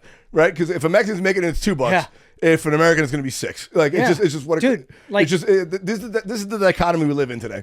It's like it's reality. Okay, yeah, living wage, great, but we can't have this guy who's from Home Depot who's willing to work for $12 an hour. Yeah, well, that's what I said when JD Vance was like, he recently made comments. He's like, we need $5 million, low cost, independent, single family homes, and we need to get rid of 20 million illegal immigrants. So I'm like, well, who the fuck's going to build those $5 million? Like, maybe, maybe have them build the homes and then don't deport them before the homes are built. Just have them build the border wall too on the southern portion of the border, so when it's done, they're stuck. Well, yeah. What if they were offering $50,000 signing bonuses to sign and leave, just $50,000 cash, but it's a 2-year contract. You have to build the wall and stay on the other side. I mean, think about how many. I bet 5 or 6 million, illegal immigrants or undocumented workers would be like, all right, I'll go to the southern border, build the wall for $50,000 cash, over a 2-year project, $25,000 a year, and just walk away. Or why not pay a bunch of Mexicans to run border security south of the border, just south of the border? You pay them yeah, ones who just got here. Yeah. You just hand all right, hey, you get to stay if you keep everyone exactly. We found you. You're here illegally, but if you could stay here and keep others from coming in. Can you imagine? Just one day you stop. Oh, stop right there. You guys go over here, and you hand them guns. Like, all right, keep them out. You get to stay if you keep them out. I just don't think we're using our cheap labor wisely. That would be so dark, dude. We're not using our cheap labor wisely. Oh no, definitely not. I mean, like, I've said it before. Most of the food you eat is, touched by a migrant's hands. Like gross. Gross. It's all the food we eat, man. I mean, I probably haven't had any sushi made by an actual Japanese person in 2 years. Really? I only see Japanese people. Yeah, they're the front man. In the back is the fucking. No, in the back. Yeah, I also live in Torrance, or live near Torrance. Yeah. You're up here. You Dude, know. if you ever go to fucking Seattle, they're like Mexicans are Asians. I went to a McDonald's. Those are called Filipinos, Randy. Whatever. They're all Asian to me. Right? We are the world. We are. No, but I went to a McDonald's. Asians. It was fully staffed. I think it was by Japanese. Because it wasn't. Listen, I know a Filipino when I see one. Is that the new concentration camp? What the fuck's going on there? The new Manzanita. Right. No, but I was weird. Japanese workers. I guess like a Japanese family owned it, and it was all Japanese. I was like, this is so weird, dude. Like everyone, like it was the cleanest McDonald's I've ever been in, obviously, and it was run great. But it was the whole Asian staff. I was like, what? Am I fucking bugging out? Vancouver too. Same thing in Vancouver.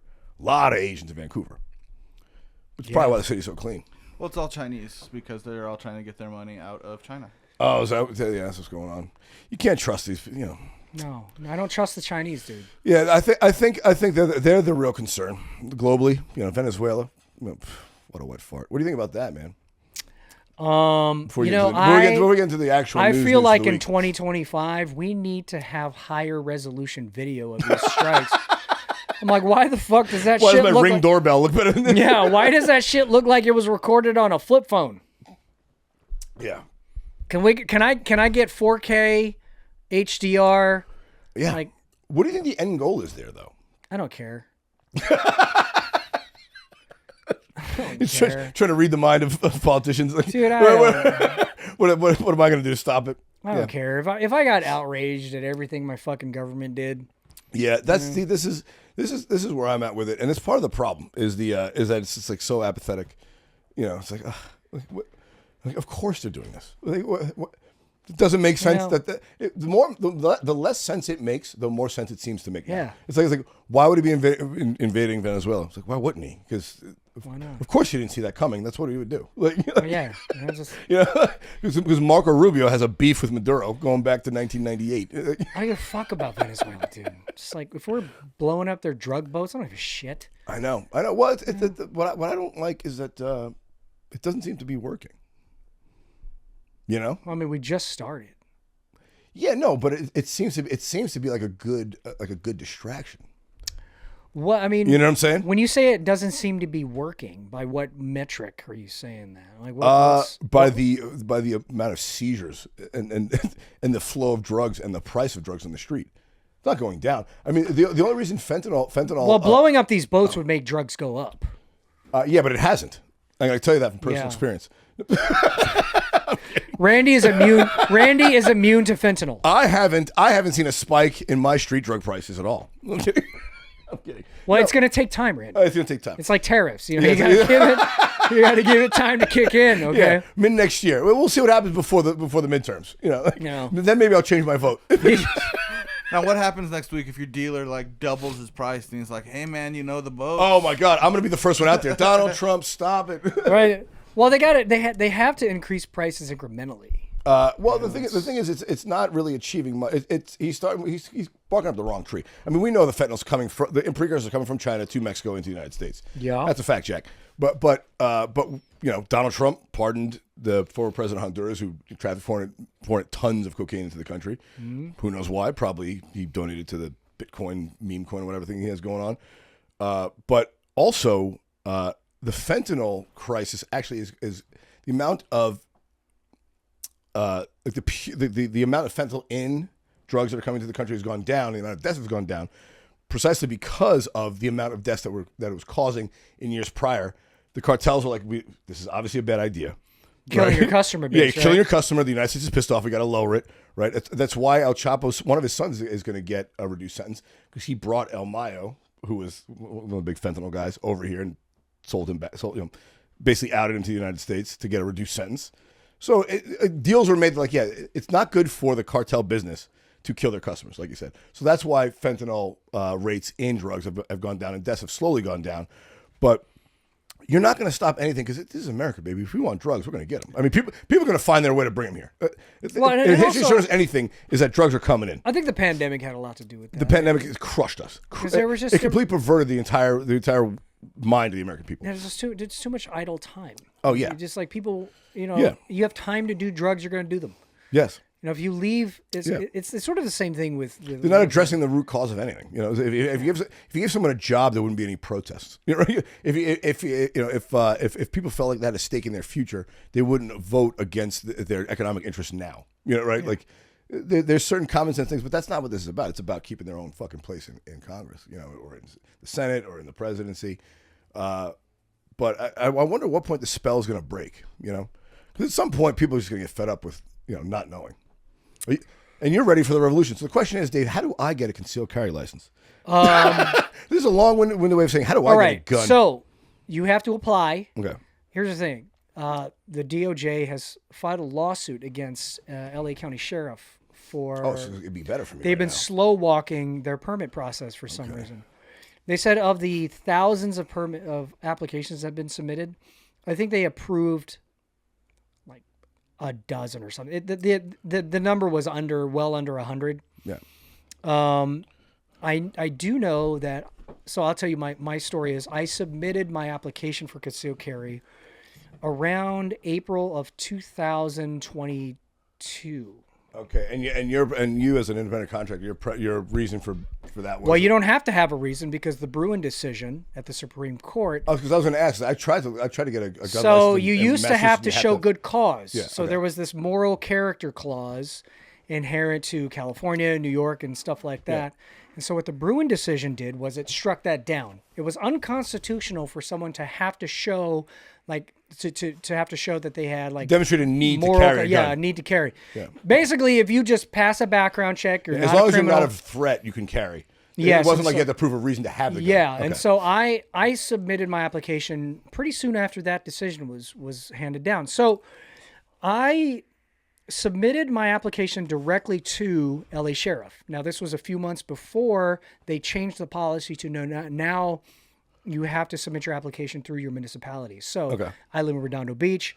Now, if I were to do that, I have to submit Redondo Sheriff Department to the Redondo Police. Then they go in, submit it to LA Sheriff. Okay. And so I had forgotten about my application when I got a call. It was a blocked phone number. I think I was on Target or something. And it was place to be Target. Well, it was January of 2024. Oh wow, okay. When I got the call, so a year and a half, so 18 months. 18 months later, I got a call. They're like, "Hey, this is such and such from LA Sheriff. We're called to talk to you about your concealed carry application." I was like, "Oh yeah." What about it? Yeah. I forgot about it, and so interview over the phone. To make a long story longer, I got my application in November of 24. Okay, so it took two and a half years, about 2.5 years for that whole process. I had to go in, I had to get fingerprinted, you got to do a live scan, you got to do training courses, all in about $1,000. Okay. And LA County, you're only allowed 3 firearms on your permit. Oh, to conceal carry. To conceal carry. Okay. So you have to write down which arms, give them the serial number. Yeah. In Orange County, it's 5. Yeah. And I assume you have, even as a conservative, you have no problem giving us serial numbers for your weapon. No, I don't. Yeah. It's what it is, right? Yeah, but I feel like the a real conservative likes the idea of there being the accountability factor. It's like, this is my gun. If your gun's stolen, you want to know if your gun's using a crime or if you want to report it stolen. Well, you're like a responsible gun owner. I assume you don't leave your loaded gun out for your daughter to find. Would I rather not have to do that? Yes. It's a nuisance. Yeah. It's the process, and so I'm gonna follow through with it if I want it. But you don't think it's unfair that your gun be registered to you? I don't think about it as a matter of fairness. Okay. I'm like, if I want a gun, that's what has to. It's what is. Like your car, right? To get a car, you gotta get a license. It's what is. I don't I can talk about this academically or in the abstract, but the fact of the matter is I have to register it. And it's not the Herculean task. That's what is, right? And so, I have all my firearms in locked containers. I have gun safes, things like that. And so, I had to take my firearms training course. I did realize it's way easier to be a criminal and carry a firearm because there are so many things that I have to take into consideration when concealed carrying. All things I have to think about. Yeah, and you can't drink, you can't drive with a certain. So you can't drive out of state with the gun. In certain areas. So the California tried to pass this law saying that, well, you can't have a firearm in like federal buildings and stuff like that, whatever. But they were saying, well, you can't have it in public parks. You can't have it in a restaurant. That's kind of up to the restaurant, right? That's kind of up to, and also like if it's concealed, no one fucking knows. That's like me saying you can't have it in my house. It's my house. But, it's like what they're saying is like, well, these certain like public places or these private establishments, some of that was struck down, but California has zero tolerance when it comes to alcohol and concealed carrying your firearm. So first off, you have to have your permit on you at all times. Okay. I can't just if you're carrying a gun, you have to have a permit. Yeah, I can't carry and leave my shit in my car. So it has to be on me all the times. There is a zero tolerance for alcohol. Yeah, it's like driving. There's a zero tolerance. Really is, yeah. Now here's the thing. You can't drive without a license. You can't drink while you're driving. That's not that way for every state. Yeah. So like. And they have reciprocity in some states. There is some reciprocity for the state of California and other states. Not all. California does not reciprocate anyone. So, for instance, in the state of Utah, the threshold is the DUI threshold, right? So if you blow .08, whatever. Yeah. In some place like Arizona, you can carry in a bar or a place that serves alcohol. But you can also like, let's say if they tested you, you can be below the threshold of DUI. However, you cannot be drinking while carrying. Yes. Yeah. Right. And so, which makes sense for safety reasons. Yeah. The rules are what they are. It's just, it's like, okay, it's whatever. You just kind of jump through the hoops. If you want it, that's what is. Yeah. So I have to renew. You have to renew I have to renew this coming November. What does that mean? So your concealed carry permit is only good for 2 years. Gavin Newsom's cock twice, and then you get to keep your gun. Someone's got to. His wife's not, apparently. And so I have to renew in this next November. They don't send you a notice. Oh, so you got to remember. I have to remember. I got to get the ball rolling. I got to do my renewal classes or whatever. So. Like I said, it's what it is. I don't carry often. That's the problem. So if I'm going out at night, I will carry. I've seen you carry at work when you're going to various properties that you don't know. On a few properties I have. Yeah, I mean that seems like the most logical. Yeah, there were some neighborhoods where listeners don't know he's a home inspector, so he goes all over the city inspecting homes. You don't know. You never know where you're going to end up. He's like, all right, maybe I should. I mean, I've inspected some properties on the Blade, so that was interesting. Like, these chicks are out at breakfast. What is going on? They're running the track? Dude, it's crazy. It's insane. Like, where is that exactly? So it's on Figueroa. Okay. What's the cross streets for the listeners? It's on you drive to Figueroa, you'll know exactly when you're there. Yeah. Where are the girls on the stroll? You'll know exactly when you're Pimps there. up, hose down. I've carried on some properties. But again, the thing is, like, people shouldn't know you have it. Yeah, well, you can't see it. Open carry is now. I mean, open carry was legal up until recently. Jerry Brown, he just there's like an intimidation factor to it, but also there's like an impersonation factor, right? Like it's stupid. Yeah, like it's dumb. Like, okay, all right. On one hand, I'm like, okay, open carry. I mean, if someone else has a gun and they're nervous and they have it legally. But also on the other hand, you're like, well, open carry makes you a target. That's what I'm saying. That's what I'm saying. It makes people nervous when they see an armed person along, especially if they don't have a badge. There was this one. I mean, and people like to pull fucking retarded stunts, dude. Like, there was this guy who was just carrying his fucking semi-auto rifle on his back down the street, which was technically legal. Yeah, you see this kind of thing in like Arkansas when they, like they show up to a Piggly Wiggly with the fucking a machine gun. It's like, buddy, like it's technically legal. Yeah, people are eating here, man. But it's also really stupid. Yeah. You're fucking dumb. Like, why are you bringing unnecessary attention to yourself? Yeah. And so, yeah, I mean, it's, just apply and wait a couple years, answer those phone calls that have a blocked number. Yeah, which it's hard for me to do. Yeah, no, I mean, and honestly, I feel like, at this point, I'm surprised more liberals aren't owning guns, to toughen up a little bit, to show them like, yeah, we can, I mean, some of them are after the summer of love. Because I feel like, yeah, well, I mean, I feel like that would set a good. It's like, all right, well, we can, the summer of love. As a red-blooded American, I too can order. If Mamdani showed up to a goddamn press conference with a firearm in his hip, he is a citizen. He could get a gun. Yeah. Right. I mean, listen, hey, I support guns now. Like, oh, well. I mean, the summer of love was after that. I got my first firearm. A fucking shotgun. You weren't even born yet.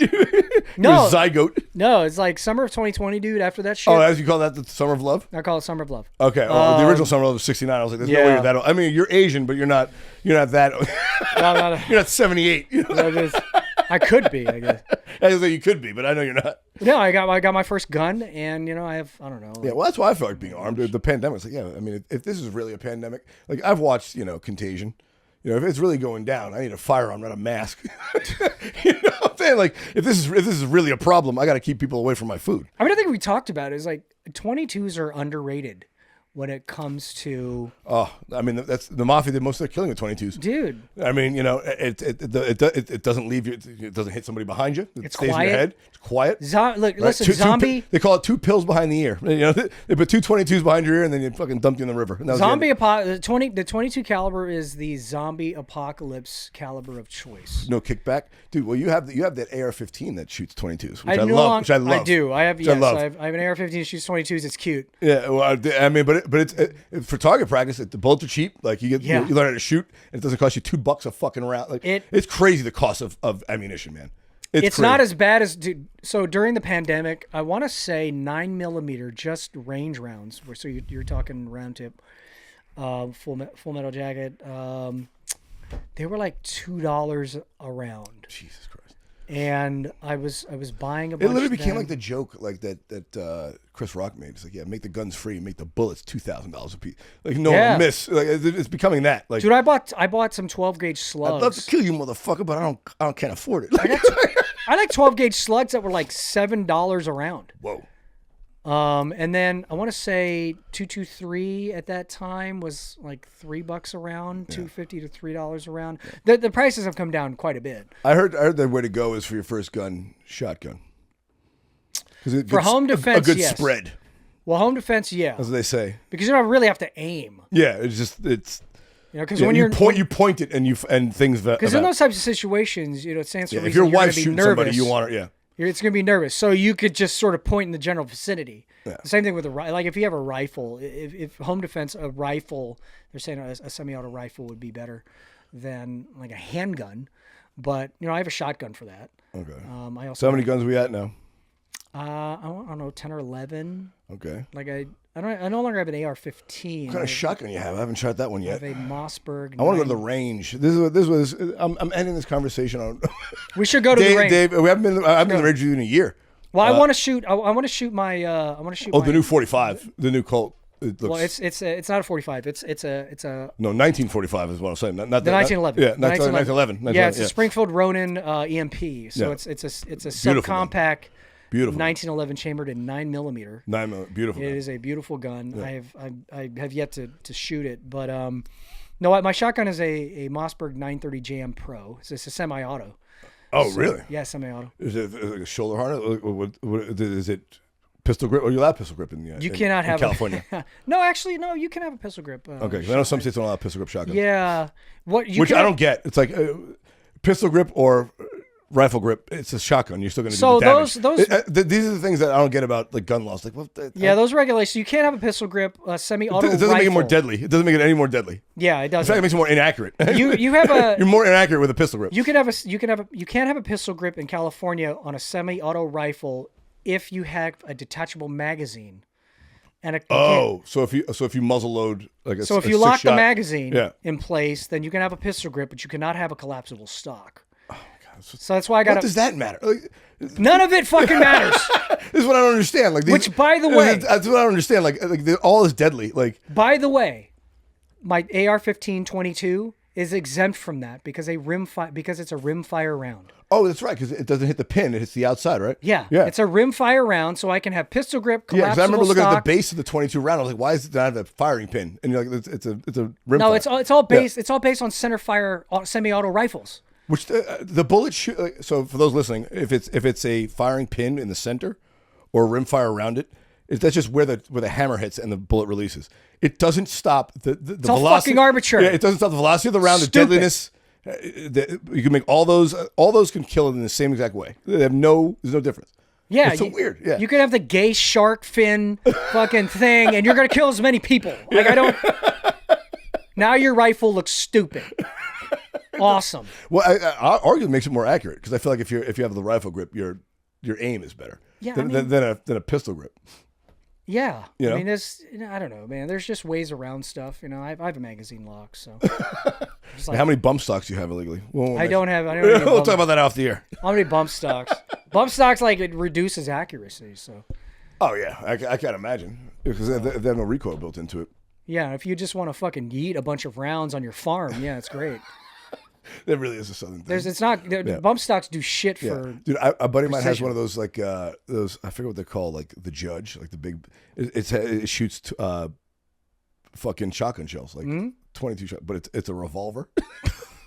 I was like, what is the purpose of this gun? Like this is like a gun you'd make for a movie. You would never actually. No one in war or law enforcement would ever use it because it's impractical. You can't. It's hard to aim it. It's inaccurate. It fucking your hand, your whole arm flies back when it goes off.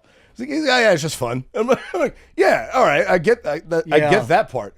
But killing wise, this is not a good weapon for hunting or killing humans. Like there's no good reason for this. It's a nice boomstick, you know. Yeah, it's like a fireworks. Dude, you bought a really expensive firework launcher. There is a part of me that wants a Desert Eagle 50 caliber.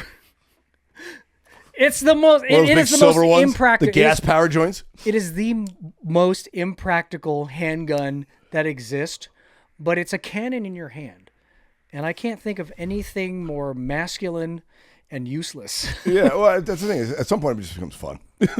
You're just blowing shit up. You know, I mean, I don't know any guys that don't like fireworks. Do you not like fireworks, Mikey? The loudness I can only imagine of a Desert Eagle, just right? Like. I'd only have to hear it once, just be like, nah, take it away. Yeah. Get out of here. That's why you're a true stoner. That's why you wear earmuffs. 2 days. That's why you wear earmuffs. Yeah, you put tampons in your ears. Yeah, and I'm not a big. I'll take them right out of my pussy. Take the tampon out of your pussy and put it in your ears, and then shoot your Desert Eagle. I'll take that bloody tampon right out of my pussy and put it right in my ear. It is loud. It is. It's very loud. I'll never have one because they're like $2,000. But it's fun, dude. I mean, that's one of my favorite. Working on the road with Jeff. There's a comic who had he was the host. I forget where we were. I think it might have been in like Tacoma or something like that. Mm-hmm. He's like, yeah, you know. He's like, I'm a big liberal. I grew up in a liberal family, and whatever part of Washington. But finally fired my first gun. He's like, God damn, that was fun. Mm-hmm. He's like, I think I'm a fucking Republican now. Yeah. He's like, no one tells you they're really fun. I'm like, yeah, they're fucking. He's like, it's just fun to shoot guns. Yeah. To blow up stuff. I got kicked out of the range because everyone see my boner. I should have worn pants, You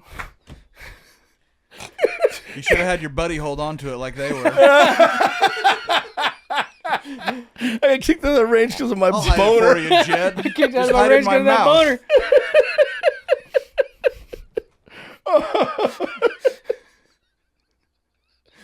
It's so great. Because you get that little platform where you keep the guns, and all of a sudden you just pitch a tent on the fucking like you're casting a shadow on all your magazines with your dick.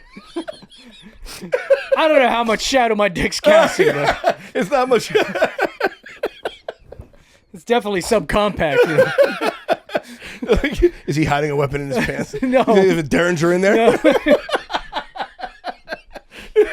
No, it's a Tootsie Roll. It's a Tootsie Roll. All right, let's get out of here with some news for the week. I know we went through a lot of news this week, but it's all current event stuff. But I have some fun stuff for you, and this is interesting. And you might have, you did a little bit differently, but according to studies, men who avoid serious relationships from 20 to 30 years old increase their net worth by an average of almost 50%. Studies on financial behavior and long-term relationship planning show that men who avoid serious relationships between the ages of 20 and 30 increase their average net worth by over 48%, largely because they're focused on discipline and uninterrupted self-investment and improvement, which compounds over time. Psychologists note that emotional bandwidth plays a major role. Fewer distractions mean more energy for career growth and skill building and financial strategy. But the question is, does delaying love create a stronger future, or does it just require knowing exactly what to season your life with before then? So, because married men over time tend to build wealth better, but between the ages of 20 and 30, if you're single, you actually increase your net worth by more than 50% of those men who did actually get hit. I mean, the moment I got married. How old are you? Well, let's see, 20. So I was 33. Oh, but the moment I got married, my household net worth jumped thousands of percent. I was gonna say it's a little different for you. So yeah, I don't know, man. And you did the old-fashioned way. I mean, you didn't find her out here. No, I'm a feminist. I'm a feminist. I was highly independent until I married up. Until you married up. Where did you meet her out here or up back? Sacramento. Okay. All right. Well, not here in LA though. Not here in LA. God no. Sacramento. She had money and she was from Sacramento. Well, yeah. You don't have to. Things don't cost as much out there. Yeah, but I mean, was she in politics? I mean, was there Sacramento was like farmland. Like how old does that money go back? Oh, it doesn't. It's new money. Oh, new money. Oh, even better. It's called healthcare admin. So you're really in the thick of it, huh? so you really hate Obamacare, but goddamn, does it keep you in the lap of luxury? You know what's funny about that? Like, I don't really like Obamacare, but boy, does it accrue to my net worth. My mother-in-law she's a retired healthcare attorney. Okay. Oh my. Okay. Yeah. Retired. Both of them liberal. Yes. Like Democrats, liberal. They have TDS now. Hate Obamacare. Hate it. You know why? Because they work in the industry and they saw what it does. And that's basically what happens with everyone's politics is the closer it is to you, the more conservative you are about it. No, it's just like those people in Martha's Vineyard who kicked out those fucking migrants. I don't think it's necessarily conservative. I think it's just the closer it is to you, the more you realize how fucking politicized the problem is. In that they're still Democrats, but they're like, their Democratic solution was not the solution. It's not that they're like Republican about it. They're like, no, this just doesn't work. Like, if it doesn't work, it doesn't work. But it takes them to. It takes I was them an investment to, banker. Dodd-Frank didn't fucking work. So well, Dodd-Frank make things work. That's what I'm saying. What a waste of fucking time. Like, and it's not that I'm a Republican who was against it or a conservative or a liberal who's for it. I was like, this just doesn't make any fucking sense. Well, it made some things worse. That's what I'm saying. Yeah, it's horrible. Yeah. If you wanted to fix what caused the financial meltdown, you repeal the Community Reinvestment Act. Well, I mean, shit. You bring back Glass-Steagall, and just make sure that individuals' deposits don't get used to make crazy bets. I mean, but. And honestly, now with the AI revolution, a lot of this AI money for building these data centers is coming from private capital. So they're going around the whole Dodd-Frank thing. It doesn't. Once again, business doesn't matter what the rules are. Business is going to fucking win.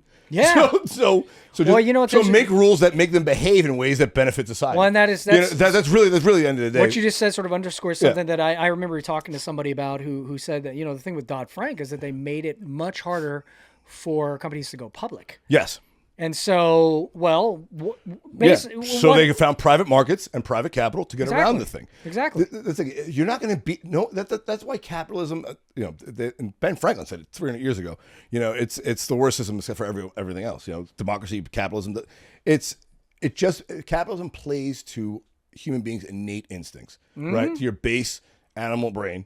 So you have to work with that. You have to make incentives in capitalism that make you act right and not hide the fraud that you're doing, right? Like, and that goes across the board. That's why Dodd-Frank is exactly right. Dodd-Frank has made people not get public money. They got private money, and they committed bigger frauds where nobody saw them, and then things got worse. So it's just one of those things. You have to incentivize people to do the thing that benefits people by and large, but also will benefit themselves. That's the thread you got to. So was Dodd-Frank so what you're implying is that something like Theranos happened.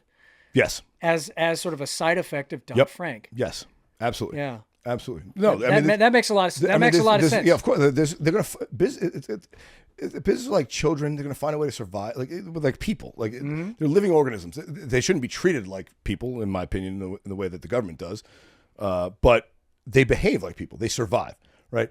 If you know a business's main goal is to maximize profits and to return that to shareholders, then you have to build regulations that drive them to do that. That by accident benefits you. But benefits the external environment, right? It's an example I've given before about human nature, but it's probably the purest example in the last 20 years that I've heard of. And I think I've told you this.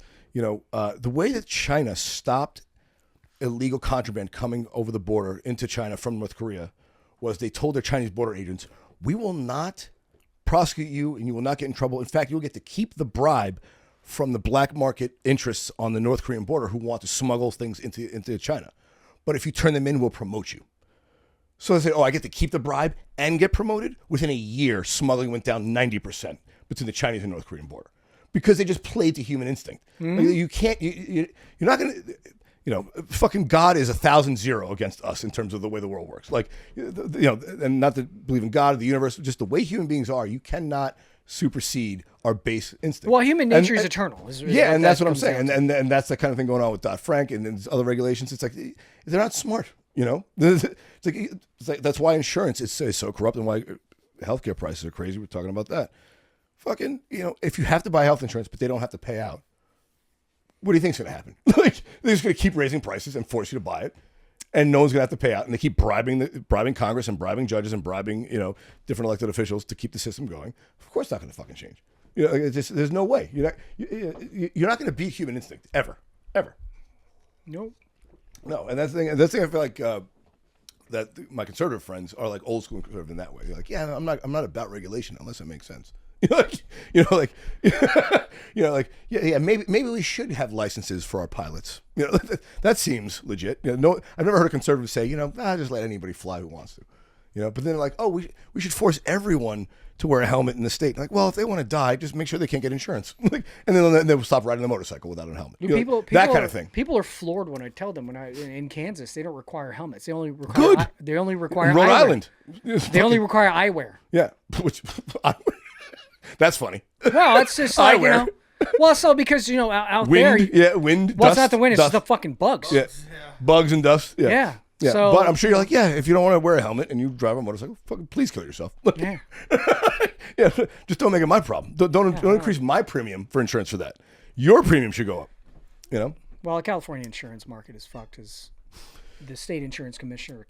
Well, that's most insurance things, dude. I mean, like I said, the fact that you're required to get health insurance and car insurance, but they're not required to pay out. Well, the California specifically is that they enact price controls. You have to lobby the California Insurance Commissioner to raise rates, and they'll tell you how much you can raise your rates. So it's not a free market. So the home insurance industry is especially bad about that, because what that does. I know Florida's having the same problem because just like California with the fires, they have the hurricanes, and the insurance market is regulated in any way, and it causes the fact that all right, well, if I have to take on the risk, but I don't have to pay, but if I have to take on the risk and pay out, then I'm fucking leaving. And then insurance companies leave. And everyone's premium goes up. Yeah. Every insurance company leaves. So that's what happens with the insurance premium, home insurance and premiums, is that, okay, well, these millionaires on the hill, their insurance premium is capped when they should be paying hundreds of thousands of dollars a year in premiums. So how do they make up for that? My premium goes up. Everyone else's goes up. So if you cap the cost differentiation mechanism, everyone's costs go up. That's what the ACA did. Oh, yeah. I mean, like, dude, if you're a smoker and you pay the same rate as me as a non-smoker, then my rate is subsidizing your rate. Yeah. It's that simple. Yeah, dude. There's no personal responsibility. But the thing is, how do you, like you said, how do we fix that? That would take a sea change in the thought process. Well, you have to remove those regulations that don't allow insurance companies to charge some people more and some people less. Yeah, but you're not an anti-regulation guy in general. I don't get that sense. Well, you just have to show me what the regulation. Yeah, what is the goal here? Yeah, and if it doesn't work, what's the mechanism to get rid of it? Yeah,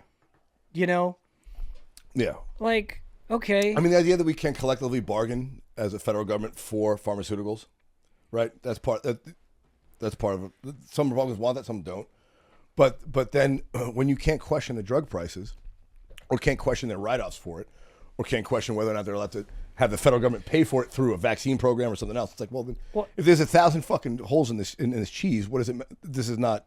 Yeah, one thing I did learn this year was that it was pointed out by the Trump administration is that, these countries enact price controls on drugs, and then so to offset that, we pay for it. Then we pay for it. Yeah, because we have no price controls. Right. Exactly. And so, again, it's just I don't believe in price controls because price controls always lead to scarcity in some form. Yes, which is why you don't like tariffs. No. Yeah. The fucking tariffs are fucking retarded. Yeah, it's the most antithesis. I understand using them as a means of negotiation. Yeah. But or if you need to make sure you have enough iron ore to fund your own military war machine. Right. Yeah. Well, people are like, we didn't make this stuff here. Well, where are you going to get the natural the raw materials, you dumbass? Yeah, we don't have any lithium. So what do we? Yeah. Oh, that comes from China too? Okay. All right. Yeah, all right. Fucking idiot.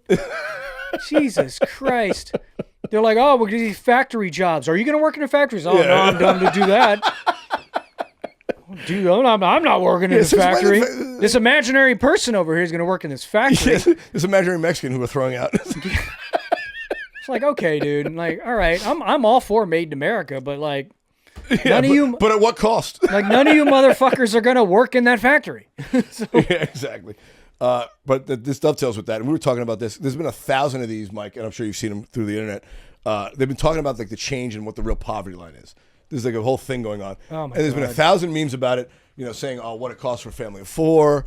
What the poverty line used to be 32,000. Now look at tits on the internet. What are you wasting your time looking at? Well. Hey, economist memes?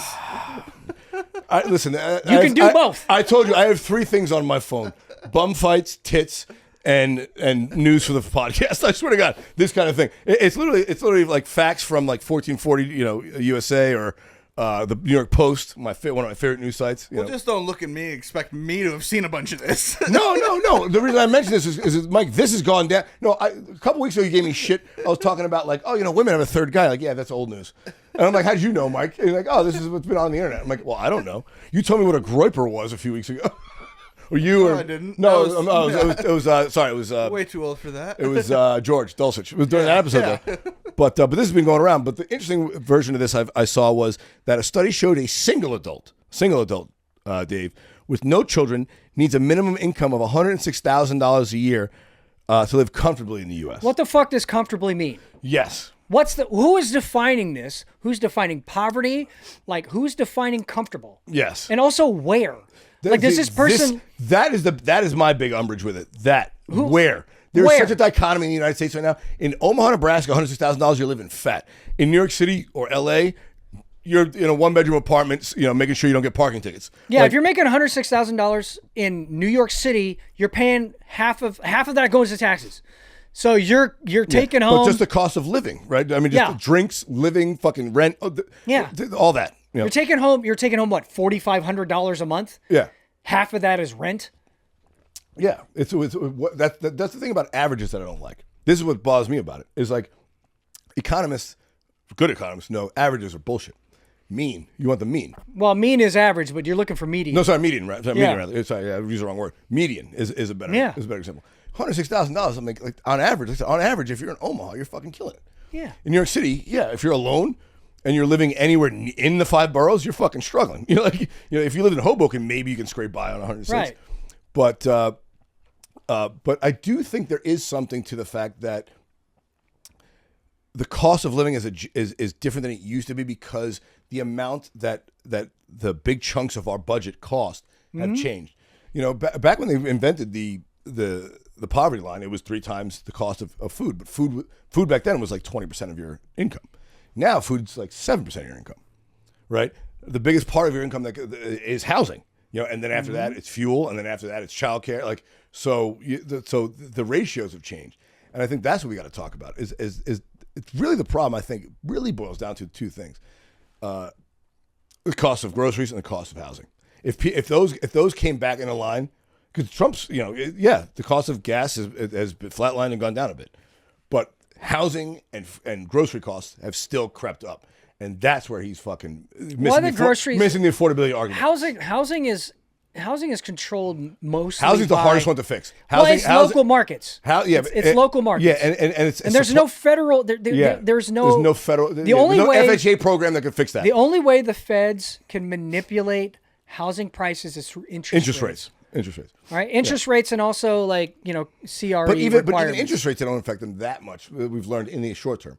Like if they drop interest rates a quarter of a point at this last Fed meeting, it takes months before the mortgage rates go down and commensurate.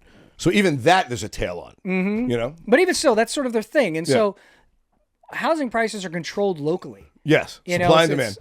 And the thing is, I tell people, listen, if interest rates go down, it immediately increases the pool of buyers for the same amount of homes. Yes. What happens when that happens? Prices go up. Prices fucking go up. So you're not saving anything. Yeah. You're not really saving anything. Yeah. You know, it's the same fucking thing. Like people, and the thing is, I don't think people don't know how to talk economics. No. And so when they when they talk inflation, they're thinking prices. Well, you and I both know that inflation is simply the amount of money that's in circulation. Yeah. Everything else is an indicator of that inflation. Yeah. So we either have things that track with inflation, like wages often do, for the most part, track with inflation. And so when I tell people this, they're which is lower than the cost of pricing, because pricing is tracked by competition. But that's the thing. Competition is a problem. So there are things that outpace inflation. Yeah. Housing, healthcare, food, and there are things that actually go under inflation. Yes. Like consumer electronics is a great example. Yeah. Technologies usually go down in pricing. Yeah. So technology oftentimes gets cheaper adjusted for inflation. It's funny. Technology goes down until it becomes like a novelty, like horses, and then it goes up. You know what I'm saying? At some point, horses were cheaper than cars, and they were more expensive than cars, and then they became like a novelty, and then they became way more expensive than a car per pound, that kind of thing. Yeah. Yeah. So again, housing has almost everything to do with local laws, ordinances, and stuff like that. It's supply and demand, and supply and demand is driven by local ordinances and laws. Yeah. Right? Like if you're able to build cheap housing quickly, which is what makes it affordable. People are like, affordable housing. It's like the house doesn't have to be shit. It just has to be built quickly. Well, there's no the biggest cost in construction is labor and not even the land, labor and materials. Well, the permit. So once you buy the land, the labor and materials costs go up the longer it takes to build the home. Right? Mm-hmm. To get materials, you have to. The fact that it takes longer to build your home, the labor's waiting for the materials to arrive, to build it. You're paying for them to fucking wait around. Well, speed to build is a big part of it. Well, there's also the permit process. I'll send you this. And it lengthens the time to build. And I don't know if I'll send you this video again if I can. But there's a guy who talked about his experience in trying to build one apartment building. Yeah. And all the people departments that he had to go talk to, and then those departments said, well, you need to go talk to this department, and then he goes to that department, and they're like, well, you need to go talk to that department that you told us to talk to us. Yes. And so yes, but that's the thing about economically. The reason why that increases the cost of building is the indecision makes changes in the blueprints, which causes changes in design, which costs labor money. And then every day you don't finish the house, you are paying. Every builder I know of takes a loan out to construct any building. Mm-hmm. And every day that the building is not complete and not occupied is a day they're paying interest without income against it. Mm-hmm. So every day that you not finish that house is an interest payment that you did not fucking fulfill with a payment from the new owner. So every day that you're delayed is an interest payment. Mm-hmm. And at fucking 9% a day or 9% a year, it adds the fuck up. If it takes 3 years and all of a sudden it takes 3 years, all of a sudden it costs 27% more just in interest to build the same home you thought you were going to build the first year. So 27% more. That's basic math on a bank. I inspected this I believe it was a 5-unit building in Santa Monica. Yeah. And it was new construction. And I was talking to the builder who's selling this. And he said from start to finish, it was a 4-year process because all of the hoops he had to jump through with the city. And all in, it was $1 million a unit. Yeah. $1 million a unit. Yeah. There was a study some years ago out of San Diego that showed that the regulations in the state of California add up to 50% to the cost of building a home. Easily. The cost. Easily. Yeah, and that's what I'm saying. So like, and I know this just from how financing a project like that goes.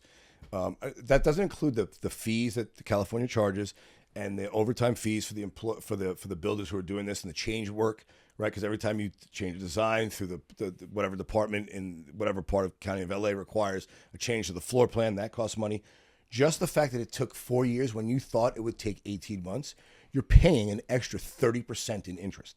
So the cost of the project is up 30% already just because because the house isn't filled yet and you haven't turned over that mortgage from you to the new fucking owner, is costing you 30%. So it costs the new owner 30%. And on top of that, all of the structural changes and the labor costs with all these changes that have to go through each one of these, committee meetings and commissioner reports and all this other bullshit. And it goes nowhere. Like the fucking state loses money on this. Like even the state loses money on this. Because they could be collecting property taxes instead of having the developer writing off their interest on the debt. Mm-hmm. They could have been collecting property taxes at whatever clip it is in LA instead of the fucking guy who's funding the project writing off 10% a year on his interest on the note. I mean, the city makes millions of dollars off of these things through the permit process anyway. So there's this is the graft part of it. This is why I feel like we should bring back the mafia. 2% and it got done. I've said this before. When the mafia controlled the unions and had some graft, you had to pay an extra 2.5 points, but it got done. It got done on time. There was no labor problems. City ordinances were issued because they paid the mayor whatever the fuck he needed to get his fucking kickback. It seems like our organized crime now is just the politicians. Yeah, this is the problem. Yeah, they institutionalized organized crime. Yeah. Bring organized crime back to the people. Can we privatize it? Yeah, privatize organized crime. Really, honestly, can we please bring back private corruption? Yeah. It seems like public corruption is taking over private corruption, and I don't like that because that's a private industry. That is the original private industry. Dude, they took the lottery, they took gambling. I mean, now Kalshi and fucking and what's the other one? Polymarket. You can gamble on fucking. You gamble on anything. I just want to get famous. Are you a degenerate gambler, Mike? I'm surprised you don't answer. Nope, too poor for that. Well, I feel like you seem like a guy who's into Kalshi and all that shit. No, I wouldn't know enough. All my time spent here listening to bullshit comedians talk about God knows what. All right, well, I'm not educated. I just listen to a bunch of Mr. Brown. I know. Thank you. Yeah. Well, I listen to a bunch of retards talk all day, and I think I'm getting dumber. Yeah. Well, I think that's code for Mike wants to go home now. I know we ran a little bit long, buddy, but we started a little bit late. Dave, tell the people where they can find you. You can find me on Instagram at Mr. David Hahn. It's spelled H-A-H-N. I'm on my 4th Instagram account. I will link to it. Don't worry. I always find his new one. It might. Well, I'm always one of his first. Let me know. Hey, I think this one's going to go down soon. Here's the new one. I did get recently suspended, and then they reinstated me minutes later, I was surprised. And this just so you know, what he's getting suspended for, what I've learned last time is you commenting on other people's accounts. Yes. And you're still doing that? Yeah, I can't help myself. Starting a fight? I can't. It's not even that. You should get a burner account, dude. You should get like a fucking, like Kevin Durant. I just get fucking burner accounts. Yeah. Or like, what was Donald Trump's fake name when he was trying to, Don Barron or something like that? Like, when was this? This was like way back in like the 90s. He called Access Hollywood saying like, oh, this is Donald Trump's assistant, and it was like John Barron. John Barron. Yeah, and it sounded just like him. Yeah, it was him. I was like, come on, dude. I mean, listen, he had the internet figured out. Like, say what you want about Donald Trump. He knows this. He knows the terrain the game is being played on. Liberals don't. Liberals are still playing fucking yesterday's news. People who think he's dumb are dumber than they think he is. No, I think he's ignorant about certain topics. I don't think he's a stupid person. No. Of course he's ignorant. We all are. We all are ignorant, yeah. It's just he just doesn't give a fuck about what he says about stuff. No. Well, he was ready for the internet revolution before people were. Oh yeah. He knew that if I keep saying this is my truth, it'll become their truth. Again, which is why I say he used liberals things against them. I was going to say he did. He's a liberal. He used liberal ideas against them. He's a 90s Democrat. He famously pulled this up. Years ago, pull this up, Mike. He famously said, "If I'm going to run, I'm going to run as a Republican because I they can be fooled." And he just used the way that the Democratic Party fooled their constituency, he fooled the Republican constituency. Well, there's a famous quote where he said, I remember this. You quoted it exactly. I don't need to pull it up. Oh, really? Yeah. What did he say? He said if I'd run as a Democrat. Yeah. I ran as a Republican. I remember that. I remember that. Yeah, I remember that. Yeah. Yeah. And that's exactly what he did. And he's a man of his word. And that's what I was saying about Donald Trump. You know, he might lie to the camera, but at least he's honest with you. He is who he is. Everyone knows who he is. Yeah. That's why this whole Epstein's coming. That's the big thing that's coming this week. Epstein's coming out the 19th.